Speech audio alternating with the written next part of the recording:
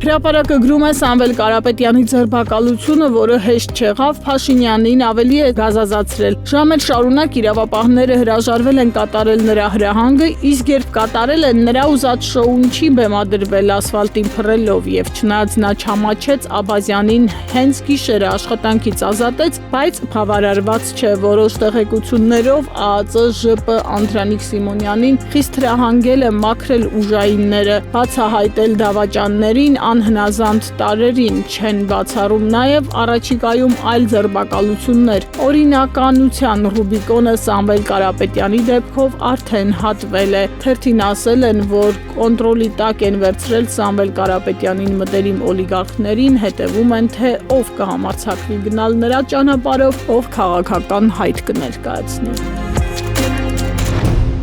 Ժողովուրդը շարունակում է Փաշինյանի իշխանության զոհերը շարքը այս խորագրի ներքո պարբերաբար հրապարակում է ակնհայտ քաղաքական ենթատեքստ ունեցող քրեական գործերում ներգրավված պաշտոնյաների անունները, մարդիկ, ովքեր իրենց պաշտոնը ծառայեցնում են Փաշինյանի իշխանությանը հաջողանալու, նրա քաղաքական քմահաճույքները կատարելու համար։ Ինչպես հայտնի է, Փաշինյանի հրահանգով 2 ամսով կալանավորվեց Սամվել Կարապետյանը, նա մեղադրվում է իշխանությունը զավթելու, սահմանադրությամբ չնախատեսված եղանակով կառավարության լիազորություններին տիրանալուն ուղղված հրապարակային կոչեր հնչեցնելու մեղադրանքով։ Գործով հսկող դատախազը Արման Դոլինյանն է, ում 23 թվականին գլխավոր դատախազ Աննա Վարդապետյանը Արմավիրի մարզի դատախազի տեղակալի պաշտոնից ազատել ու նշանակել էր գլխավոր դատախազության պետական իշխանության դեմ ուղղված հանցագործությունների գործերով վարչության ավագ դատախազ։ Նույն անձը Արմեն Աշոտյանի գործով մեղադրանքը պաշտպանող դատախազն է։ Թերթը նկատում է, որ Դոլինյանը գործարար Սամվել Կարապետյանի կալանքի միջնորդության օրը անձամբ է դատարան գնացել։ Թեև օրենքը չի արգելում, որ կալանքի միջնորդությունների ժամանակ դատախազները գնան դատարան, բայց սովորաբար չեն գնում։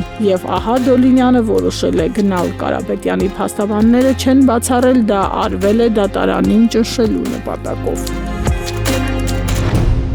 Հրապարակն էլ գրում է գլխավոր դատախազ Աննա Վարդապետյանի եղբայր Տիգրան Վարդապետյանը, որը նոր վարչական շրջանի ղեկավարի տեղակալն էր, իր դիմումի համաձայն նախորդ ամիս ազատվեց պաշտոնից, աշխատանքի է տեղավորվել Հեցում, այն Հեցում, որը պատկանում է Տաշիր գրուպի սեփականատեր Սամվել Կարապետյանին, որն այժմ Փաշինյանը որոշել է պետականացնել։ Թաղապետ Տիգրան Տեր-Մարգարյանի ընդունարանում ակտիվիստ Արթուր Չախոյանի ծեծի ենթարկելուց հետո թերթը գրել էր, որ նրա տեղակալն ազատվել է աշխատանքից, ասել էին, որ նա մասնավոր ոլորտում է անցնում աշխատանքի ու պարզվում է, նա նշանակվել է Հեցի տնօրեն Նարեկ Կարապետյանի, Սամվել Կարապետյանի եղբորորդու խորհրդական։ Նախորդին Հեցը հայտարարեց, որ իր լիակատար աջակցությունն է հայտնում ընկերության սեփականատեր Սամվել Կարապետյանին։ Հետաքրքիր է, այդ հայտարարությանը գլխավոր դատախազի եղբայրը միացել է, ինչպես է անձամբ վերաբերում այն ապօրինի մեղադրանքին, որի օրինականության նկատմամբ հսկողությունն իրականացնում է իր քրոջ ղեկավարած կառույցը ու դատարանում էլ պաշտպանելով առաջադրված մեղադրանքը միջնորդում է կալանքի տանել։ Թերթը կապվել է Տիգրան Վարդապետյանի հետ, նա լսել է հարցերը, ասել խորհրդակցության է,